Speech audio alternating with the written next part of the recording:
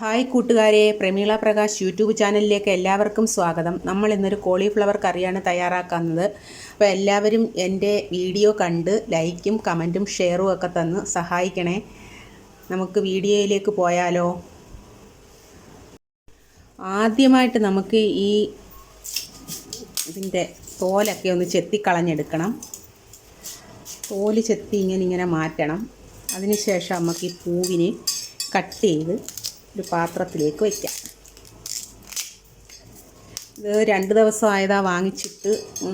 ഭയങ്കര ഫ്രഷ് എന്നൊന്നും പറയാൻ പറ്റത്തില്ല. കടയിൽ എന്ന് വന്നതാണെന്നും അറിയാക്കത്തില്ല.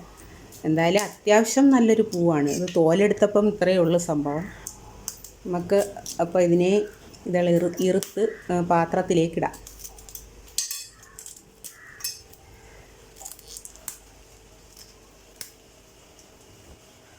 അപ്പോൾ നമ്മൾ നന്നായിട്ട് ഉപ്പിട്ട് വെള്ളത്തിൽ കഴുകി 3-4 വെള്ളം നന്നായിട്ട് കഴുകി വൃത്തിയാക്കി എടുത്തിട്ടുണ്ട് കോളിഫ്ലവർ.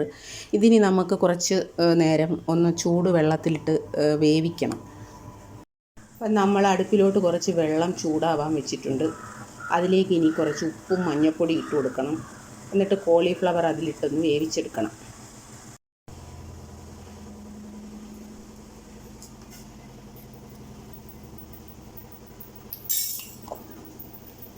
ഉപ്പും മഞ്ഞൾപ്പൊടി ഇട്ട് കൊടുത്തിട്ടുണ്ട്. അതിലോട്ട് ഈ കോളിഫ്ലവർ ഇട്ട് കൊടുക്കുകയാണ്. അത് അവിടെ കിടന്ന് ഇച്ചിരി നേരം ഒരു 5 മിനിറ്റൊക്കെ ഒന്ന് കിടന്ന് വേവട്ടെ.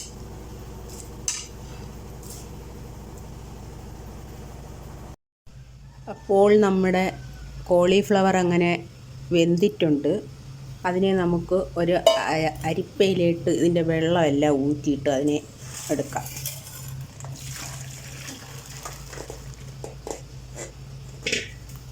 അപ്പോൾ കോളിഫ്ലവറിനെ ഇങ്ങനെ വേവിച്ച് അതിൻ്റെ വെള്ളമെല്ലാം മാറ്റി ഊറ്റിയെടുത്തിട്ടുണ്ട്. നമ്മളൊരു പാത്രം അടുപ്പത്ത് വെച്ച് അതിനകത്ത് സവാള വഴട്ടുകയാണ്. സവാള വഴളുമ്പോഴത്തേക്കിന് അതിലോട്ട് കുറച്ച് ഇഞ്ചിയും വെളുത്തുള്ളിയും ചതച്ചതിട്ട് കൊടുക്കുക. ഞാനിത് ചിക്കൻ വെക്കുന്ന മോഡലിലാണ് വെക്കുന്നത്. എല്ലാവരും വെക്കുന്നത് എങ്ങനെയാണെന്ന് എനിക്കറിയത്തില്ല. ഞാൻ ചിക്കൻ കറി വെക്കും പോലെയാണ് വെക്കുന്നത്. അതിനകത്തോട്ട് കുറച്ച് ഇഞ്ചിയും വെളുത്തുള്ളി ചതച്ചത് ചേർത്ത് കൊടുത്ത് അതിനുശേഷം ക്യാരറ്റ്, പച്ചമുളക്, തക്കാളി ഇതെല്ലാം കൂടെ ചേർത്ത് കൊടുത്ത് വഴട്ടാം. പിന്നെ ഉരുളൻകിഴങ്ങുണ്ടെങ്കിൽ അതും ചേർത്ത് കൊടുക്കുന്നത് നല്ലതാണ്. അത് എൻ്റെ കയ്യിൽ ഇല്ലാത്തതുകൊണ്ട് ഞാൻ ചേർത്തില്ല. കുറച്ച് ഉപ്പും കൂടെ ചേർത്ത് കൊടുക്കാം.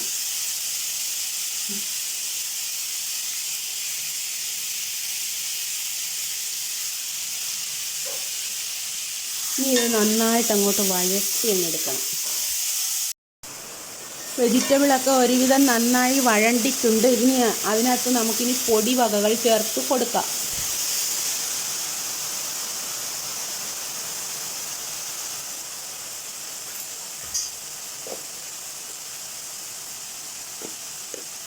മുളക് പൊടി, മല്ലിപ്പൊടി,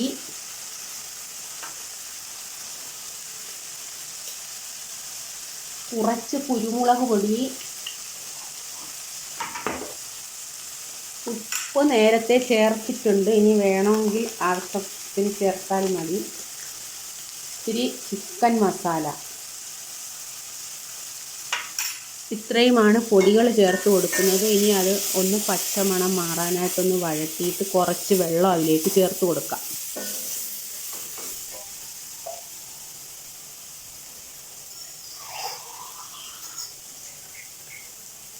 കുറച്ച് വെള്ളവും കൂടെ ചേർത്തിട്ട് അതൊന്ന് നന്നായിട്ട് കുറുകി വരണം.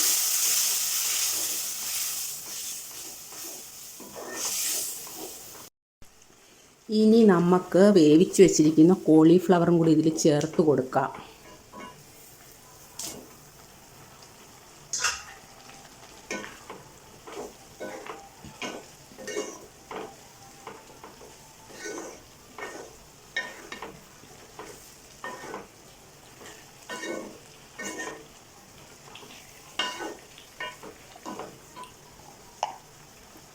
ഒരു നുള്ള് ഗരം മസാലപ്പൊടി കൂടെ ചേർത്ത് കൊടുത്തിട്ട് ഇത് അടച്ച് വെച്ച് വേവിക്കാം.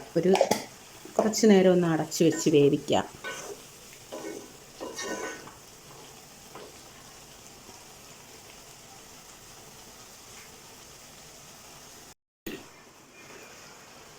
നമ്മുടെ കറി റെഡി ആയിട്ടുണ്ട്. മല്ലിയിലയും കൂടി ഉണ്ടെങ്കിൽ അതും കൂടി കുറച്ച് തൂവി കൊടുക്കുന്നത് നല്ലതാണ്. എനിക്ക് മല്ലിയില ഇല്ലാത്തതുകൊണ്ട് ഞാൻ തൂവുന്നില്ല. നിങ്ങൾ മല്ലിയിലയും കൂടി ചേർത്ത് കൊടുക്കണം.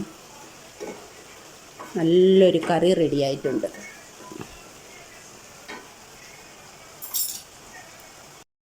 നമ്മുടെ കോളിഫ്ലവർ കറി റെഡി ആയിട്ടുണ്ട്. ചോറിൻ്റെ കൂടെയും ദോശയുടെ കൂടെയും ചപ്പാത്തിയുടെ കൂടെയൊക്കെ കഴിക്കാൻ അടിപൊളി ടേസ്റ്റാണ്. എല്ലാവരും ഇതുണ്ടാക്കി നോക്കണം.